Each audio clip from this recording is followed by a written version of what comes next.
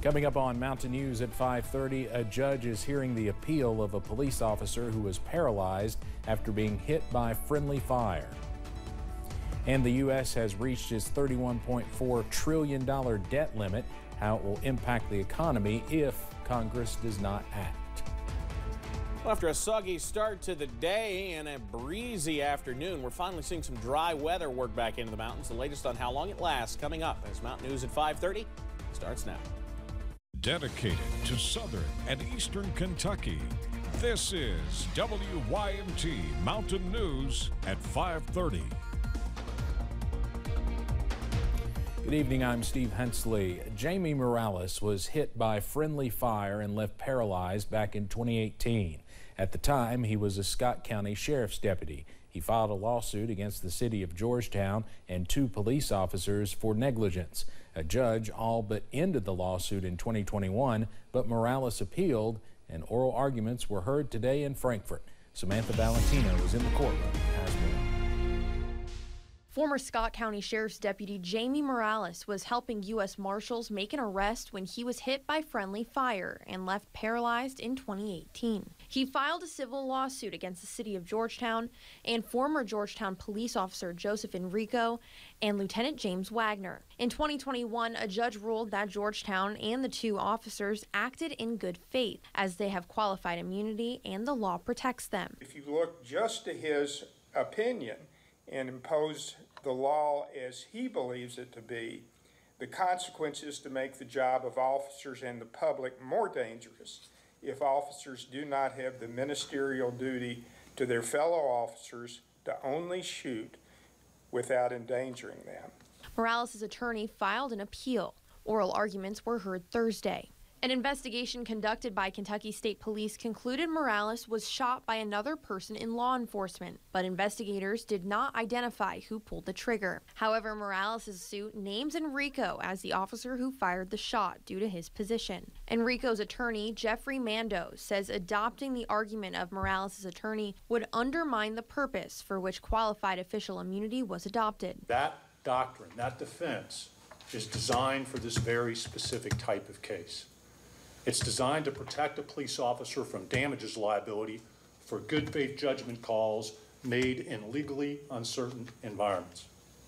It's made to protect them from bad guesses in gray areas. Judge Glenn Acree addressed the courtroom, stating that this case is not an easy one, pointing out that the decision will have implications for the future.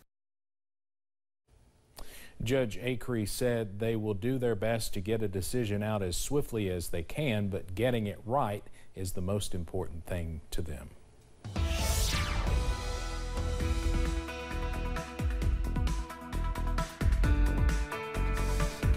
Well, some spots in the mountains seeing a beautiful sunset right now. In fact, let's head on out to the University of Virginia's College at Wise, where the setting sun lighting up some of those low clouds out there. Just fair weather clouds, 55 the current reading there. And you know, if it's mild in Wise, it's even warmer elsewhere. How about near 60 in Moorhead? We're seeing the backlit sunshine kind of backlighting those showers that are kind of pushing on out of the region. Still low to middle 60s region-wide. It's mild, it's breezy, gusty winds out there, gusting to 49 miles per hour in London. Nearly a 50-mile-per-hour wind gust observed at London Corbin Airport. We still see gusts 25, 30, even upwards of 40 to 45 miles per hour elsewhere. So it is still a very breezy afternoon. We'll continue to watch those showers push away from the I-64 corridor as this colder air continues to push into the region throughout the rest of the night. Details on when things finally look to calm down in a few minutes. Steve? All right, Evan, thank you. The U.S. Supreme Court still does not know who leaked a draft opinion from the case reversing Roe v. Wade. That's the takeaway from an investigative report the court issued Wednesday. It says the court should implement better policies in the handling of sensitive information. On May 2nd of last year, Politico published the draft opinion from the Dobbs case nearly 2 months before the opinion was released to the public on June 24th. That was the worst breach of confidentiality in Supreme Court history. It led Chief Justice John Roberts to ask the marshal of the court to investigate. The United States has reached its debt ceiling limit, forcing the Treasury Department to take steps to avoid defaulting. Now it's up to Congress to raise the debt limit, but some lawmakers plan to hold out until they see changes made to future spending, setting up a showdown that could put a strain on the U.S. economy. CBS's Nicole D'Antonio has more from Capitol Hill. The Treasury Department says it can no longer legally borrow to pay the debts Congress has already incurred and is asking lawmakers to raise the debt ceiling. Secretary Janet Yellen sent Congress a letter explaining some of the extraordinary measures the department is taking to prevent the U.S. from defaulting on debt, including shifting money between accounts and putting a temporary hold on some federal employee retirement payments and health funds for retired postal workers. That gives Congress until June 5th to raise the ceiling. Why wouldn't we sit down now, set a budget, set a path to get us to a balanced budget? House Republicans, especially those who demanded concessions to elect Kevin McCarthy Speaker, say they want spending cuts before they'll agree to raise the debt limit. Democrats say some things are non-negotiable. There can be spending cuts. Let's talk about them, but never on Social Security, Medicare. Even the back and forth here on Capitol Hill over raising the debt ceiling can have economic fallout that impacts us all. Just go back to 2011, the last time we had a big impasse.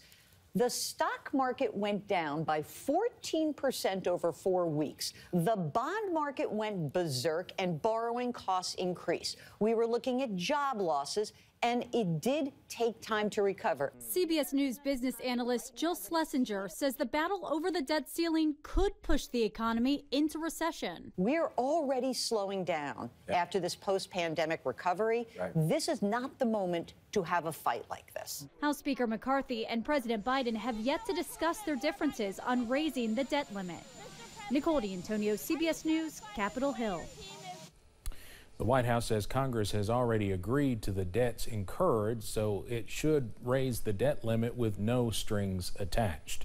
Senate Minority Leader Mitch McConnell visited the University of Louisville to announce new federal funding for the university's training programs today, and while there, he talked about America's debt ceiling. He said it will likely need to be dealt with in the first half of this year and said he's not concerned about a potential financial crisis.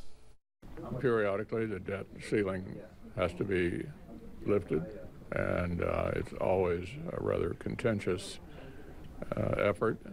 In the end, I think the important thing to remember is that America must never default on its debt. It never has and never will. But we'll end up in some kind of negotiation with the administration over what are the circumstances or conditions under which the debt ceiling be raised. Federal safety regulators say Amazon is failing to keep its workers safe at 3 of its U.S. warehouses. The Labor Department's Occupational Safety and Health Administration took action after inspecting 3 Amazon facilities in Florida, Illinois, and New York State. OSHA says investigators found work processes such as workers lifting packages that were, quote, designed for speed but not safety and resulted in serious worker injuries. OSHA cited the e-commerce giant and issued hazard letters related to the injury risks. Amazon could face more than $60,000 in proposed penalties. Actor Alec Baldwin is facing serious legal trouble. Prosecutors in Santa Fe announced today they will file criminal charges against him and a crew member in connection with the fatal 2021 shooting of a cinematographer on the set of the unfinished film Rust. Baldwin was holding the gun that went off during a rehearsal. CBS's Michael George reports.